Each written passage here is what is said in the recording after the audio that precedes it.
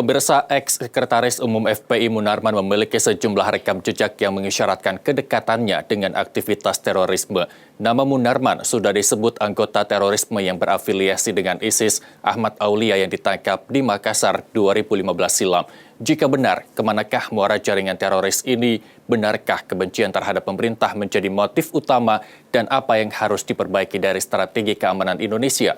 Selengkapnya dalam Dialog Nusantara Siang berikut ini.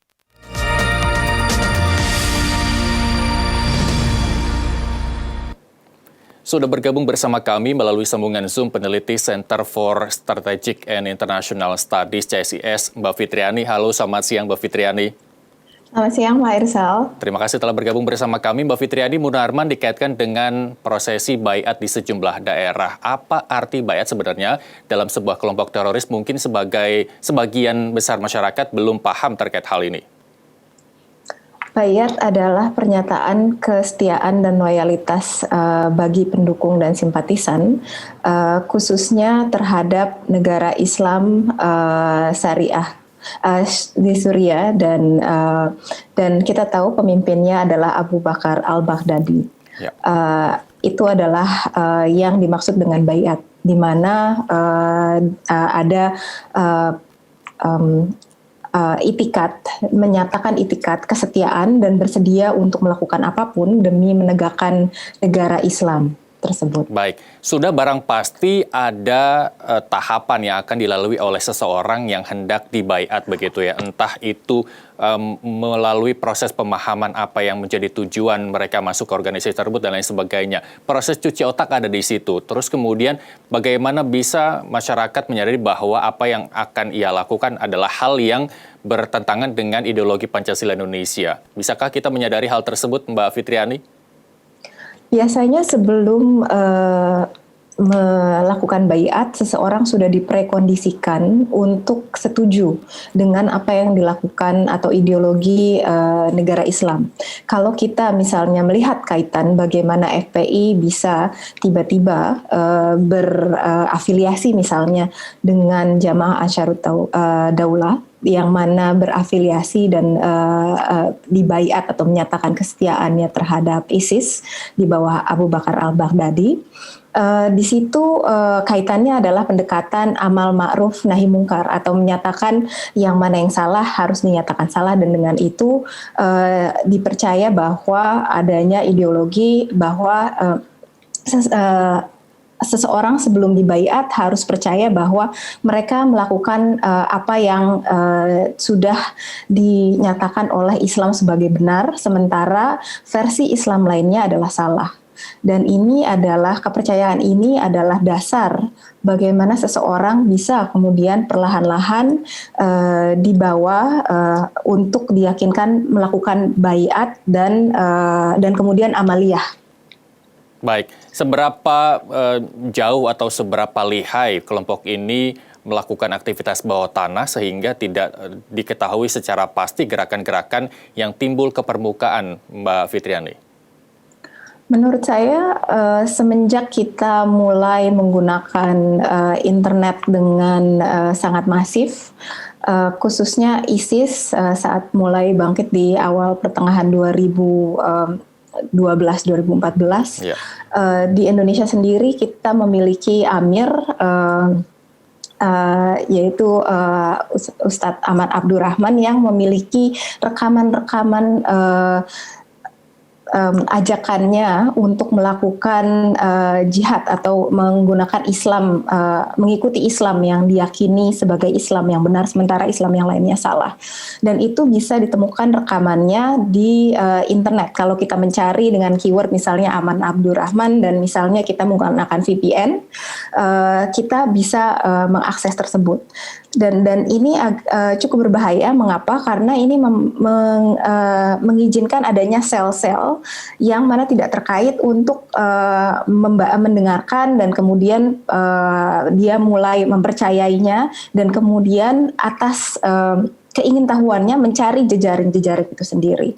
Dan menurut saya, mengapa kondisinya sekarang agak Polri dan Densus 88 sangat urgent untuk melakukan penindakan ini adalah karena kita di bulan Ramadan dan biasanya mendekati bulan Ramadan dan juga hari raya terdapat banyak panggilan untuk melakukan amaliyah dengan imbalan surga tentu saja. Baik. Versi mereka. Baik. Masyarakat awam belum mengetahui secara pasti Mbak Fitriani ketika nama Munarman dilakukan penangkapan oleh tim Densus 88. Memang beberapa waktu lalu tersebar video yang mengisyaratkan bahwa Munarman menjadi saksi para pengikut FPI di Baiat dan lain sebagainya. Apakah itu menjadi salah satu alasan tim Densus 88 menciduk Munarman terkait dengan terorisme, atau ada analisa lain dari CSI sendiri terkait penangkapan ini, apa yang dilakukan atau apa yang menjadi pertimbangan tim Densus 88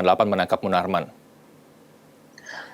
Terima kasih atas pertanyaannya, Pak Irsal. Iya, video itu jelas mengkaitkan bagaimana Munarman dianggap ikut serta, mengetahui, dan tidak melaporkan. Jadi dia seakan-akan mengizinkan menjadi saksi baiat kalau tidak salah kelompok simpatisan FPI Tangerang dan Bekasi, Bambang Sudiono dan Aulia saat itu, yang waktu itu diamankan saat mereka ingin melakukan amaliyah di SPBU demi membebaskan Habib Rizik. Nah, tentu saja video tersebut harus diverifikasi kebenarannya, dan penangkapan ini, pengamanan ini mungkin adalah salah satu cara untuk meminta Munarman memberikan keterangan dari sisi beliau. Nah, yang menurut saya juga upaya ini merupakan sebuah langkah preemptif atau pencegahan, di mana seperti saya katakan tadi ada upaya pembalasan dendam dari penangkapan besar-besaran jaringan teroris setelah ada tindakan aksi di Makassar di sebelum Paskah, 1 minggu sebelum Paskah. Dan oleh karena itu terdapat pergerakan yang disinyalir untuk melakukan balas dendam. Terlebih seperti saya katakan tadi, sekarang sudah memasuki bulan Ramadan, di mana dianggap bahwa pahala akan berlipat ganda dan jalan ke surga akan menjadi terbuka jika melakukan amaliyah di masa-masa sekarang. Seperti kita alami waktu tahun 2008 dengan bom di Kampung Melayu, dan 2019 mendekati Ramadan dengan bom Surabaya. Jadi menurut saya ini adalah upaya yang dilakukan oleh Densus untuk mengamankan jalannya Ramadan agar menjadi lebih tertib dan khusyuk. Baik, Mbak Fitriani, bukan hanya disebut, tadi juga Anda mengatakan bahwa ada video yang beredar yang menampakkan Munarman di lokasi begitu. Bagaimana posisi Munarman saat itu sebenarnya sebelum tim Densus melakukan penangkapan? Apakah bisa mengambil langkah klarifikasi sebelum sore kemarin tim Densus 88 menangkap, atau memang cukup jelas bahwa Munarman tidak terlibat dengan tidak melakukan klarifikasi kepada pihak kepolisian sehingga akhirnya tim Densus mengambil tindakan? Mbak Fitriani, bagaimana? Terima kasih atas pertanyaannya.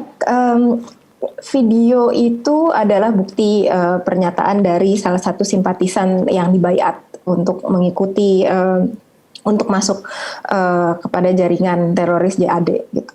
Dan tentu saja untuk pengamanan teror ini merupakan kasus khusus, bukan tindakan kriminal biasa, di mana Densus memiliki kemampuan, kewenangan untuk melakukan pengamanan jika mendapatkan bukti atau petunjuk yang dianggap cukup jelas. Dan seperti kita tahu,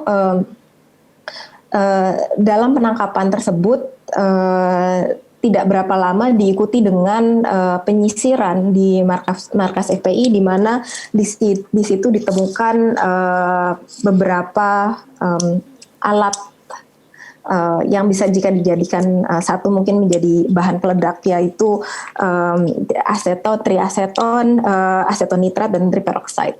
Dan menurut saya itu sudah cukup menjadi dasar untuk membawa Munarman untuk dipertanyakan. Namun tentu saja ada prosedur yang harus dilakukan, di mana tentu saja kita tahu bahwa Munarman adalah ahli hukum, dia sebenarnya adalah pengacara dulu, Betul. dia pernah membantu LBH, pernah membantu Kontras di LBHI, dan mana dia pasti ketika dalam penangkapannya, penahanannya, dia pasti menanyakan apakah ada surat resmi, surat penahanan yang ditandatangani, dia pasti sudah menanyakan, dan dia biasanya sebagai pengacara dia tahu hak dia, dan tentu saja Densus tidak bisa begitu saja menahan terlalu lama gitu kan. Baik. Walaupun ada dasar hukum. Baik, memang pernyataan Anda sudah jelas terdengar ketika sebuah video penangkapan tim Densus 88 terhadap Munarman yang mengatakan bahwa ini tidak sesuai hukum, kata Munarman. Apakah ini selanjutnya akan menjadi polemik ketika tim Densus 88 tidak berbekal surat penangkapan terhadap Munarman? Baik, terima kasih.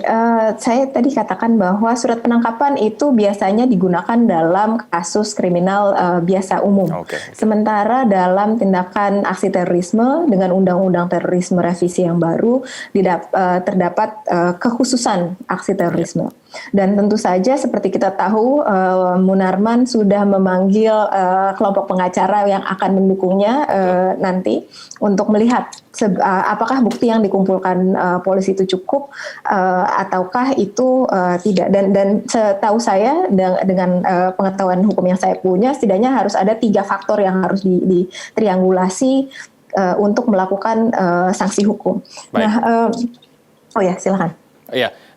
Polisi belum menaikkan status Munarman dan kemudian polisi mempunyai waktu 14 hari. Terus kemudian tim pengacara Munarman sudah menegaskan bahwa akan melakukan prosedur pra-peradilan jika Munarman ditetapkan tersangka oleh pihak kepolisian. Bagaimana Anda melihat proses ini? Apa yang mungkin akan muncul ketika pra-peradilan itu berjalan di persidangan? Umumnya pra-peradilan itu dilakukan untuk melihat apakah prosedurnya sesuai dengan hukum gitu kan. Dan sebagai pengacara tentu saja Munarman dan timnya akan lihai melihat bahwa apakah ini sesuai hukum atau tidak, atau ini menyimpang gitu saja. Ya. Nah, tapi menurut saya kita bisa melihat bahwa 14 hari kan berarti ini sudah sangat mendekati Lebaran dan pasti libur, dan itu berarti akan diproses setelah Lebaran. Jadi yang akan terjadi adalah yang diinginkan oleh pemerintahan saat ini, menurut analisis kami, adalah bagaimana pemerintah bisa mengamankan kondisi sebelum dan menjelang Ramadan agar tidak terjadi seperti bom 1 minggu sebelum bom Paskah. Baik, lalu terkait dengan ini, kemudian kami akan mengonfirmasi kepada Anda apakah strategi komprehensif penanggulangan teroris di Indonesia sudah cukup baik dilakukan oleh pemerintah atau masih ada catatan-catatan tersendiri dari CSIS. Tapi kita harus break sejenak, Mbak Fitriani. Kami kembali dengan Dialog Nusantara Siang sesaat lagi. Kami segera kembali, pemirsa.